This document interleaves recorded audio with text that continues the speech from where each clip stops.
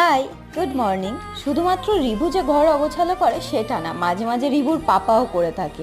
রুমে ঢুকে দেখি আলমারি থেকে জামা কাপড় বার করে বিছানায় ভর্তি করে রেখে দিয়েছে।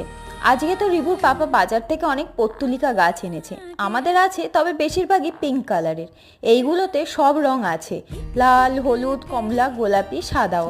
অনেক দিন থেকে আমার সাদাটা আনার খুব ইচ্ছা ছিল। প্রথমে ভেবেছিল যে আলাদা আলাদা করে লাগাবে, তবে আমার মনে হলো সব কালার মিশিয়ে লাগালে বেশি ভালো লাগবে। গাছে অনেক কুড়িও আছে দেখছি, আশা করছি কাল থেকেই ফুটবে। কেমন ফুল ফুটছে সেটা কালকের ব্লগেই তোমাদের দেখাবো।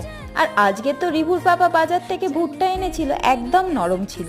একটু পুড়িয়ে বিট নুন আর লেবু দিয়ে খেতে আমার অসাধারণ লাগে। আর আজকের রাতের মেনুটাও খুব স্পেশাল ছিল, বানিয়েছিলাম প্রন ফ্রাইড রাইস আর মটন কষা। আজকের ভিডিওটা এখানে পর্যন্তই। ভিডিওটা যদি ভালো লেগে থাকে তাহলে একটা লাইক আর সাবস্ক্রাইব করে পাশে থেকো। দেখা হয় পরের ভিডিওতে। টাটা।